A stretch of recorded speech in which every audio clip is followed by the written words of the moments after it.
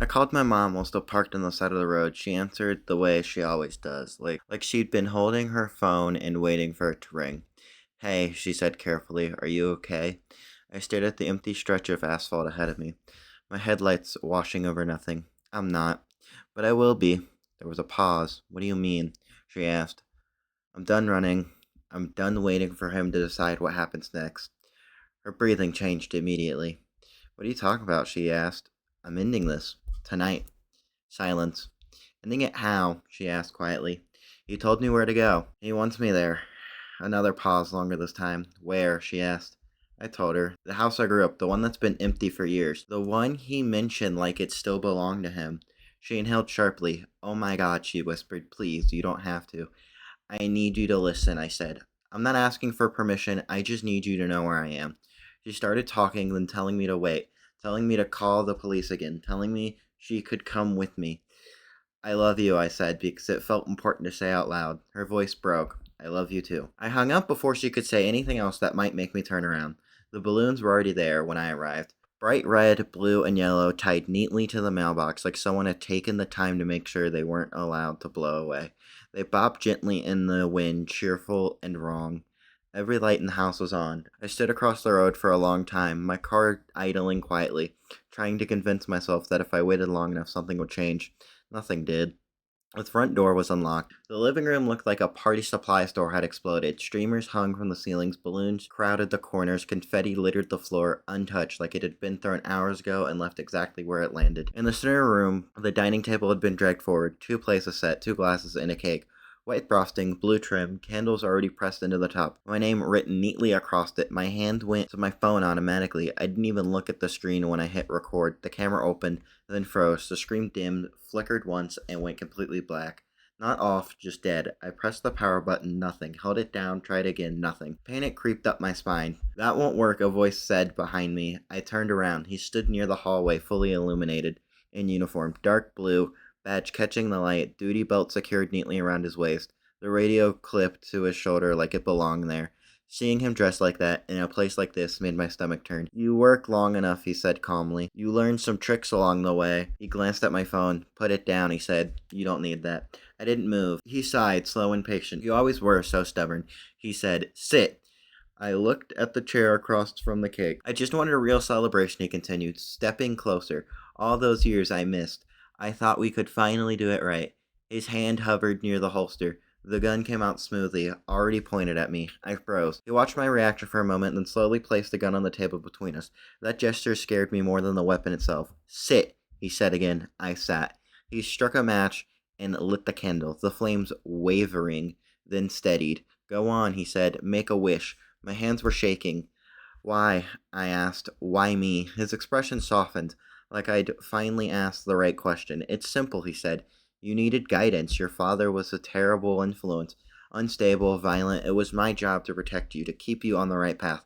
He tilted his head slightly. And sometimes, protecting someone means removing the problem. My stomach twisted even more. I missed so many birthdays. I thought we could make up for the lost time. He bent down and reached under the table. Your present, he said cheerfully. He slid a neatly wrapped box towards me, finished with a blue bow. Open it. I didn't want to touch it. Open it, he repeated. My fingers felt numb as I lifted the lid. Inside were photographs, hundreds of them. Me at different ages, school events, outside apartments, walking down the streets. I barely remembered. Copies of every birthday card, police report, domestic violence call logs, notes written neatly in the margins. I recognized one photo immediately. I was 7, standing in the driveway with my bike, the same day my mom said someone must have forgotten to sign the card. I'd never seen that picture before. I wanted to remember all of this, and I wanted you to remember it too. My throat tightened. The first time we met, he continued, the first card watching you grow up, I was so proud. Something inside me snapped. I stood and hurled the box at him. Photos exploded across the room. I lunged. He was faster. We crashed into the table. The cake hit the floor. Frosting smeared across the carpet. I grabbed for the gun, but he slammed me backwards, sending me spiraling.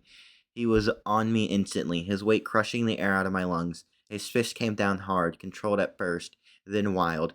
Ungrateful! After everything I did for you. Stars bursted behind my eyes. I tasted blood. He straddled me, raising his fist. A loud bang split the air.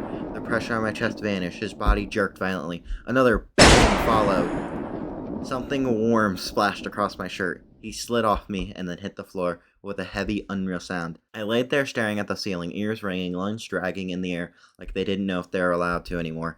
Then I turned my head. Blood spread across the front of his uniform, dark and fast, soaking into the fabric around the bed. His mouth worked soundless, chest hinching in the wet, broken glass. And I saw her. My mom stood in the doorway, both hands wrapped around the gun, arms locked straight like she was afraid they might move on their own. Her face was pale, eyes wide and unfocused. We stared at each other. Neither of us spoke. The only sound in the room was his troubled breathing. I staggered to my feet and crossed the room, taking the gun from her hands before she could drop it. I pulled her into me. She collapsed against my chest. "I'm sorry," she whispered.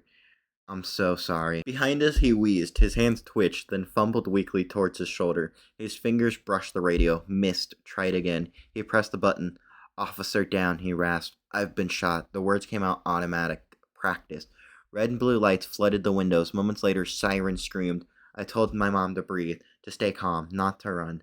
I wanted it to be over. The front door burst open. The house filled with noise. Boots pounding the hardwood. Radios crackling. Voices sharp and overlapping. Someone grabbed my arm and pulled me away from her. I stumbled, frosting and blood smeared across my clothes, hands where I could see them.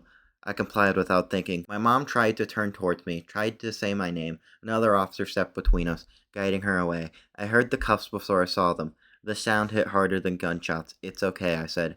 "I don't know who it was for. I'm right here." She nodded, crying silently as they led her past me. They sat me on the couch and asked questions I barely processed. My name, if I was hurt, if there were other weapons. I answered automatically. I watched them give him CPR. The radio on his shoulders crackled once as they started chest compressions. Back at the precinct, we told them everything, exactly what happened. My mom confessed to shooting him, but only to protect me. They let me go. They didn't let her go. He died before morning. This all happened days ago. The house is still taped off. My mom is still waiting for trial. On paper, there were no threats, no recordings, just a dead cop and a woman who pulled the trigger. The threat is gone, but it doesn't feel like it. It feels like he planned this too. Like even now, somewhere in the system, he's one step ahead. And I don't know how long it will take before that feeling fades or if it ever will.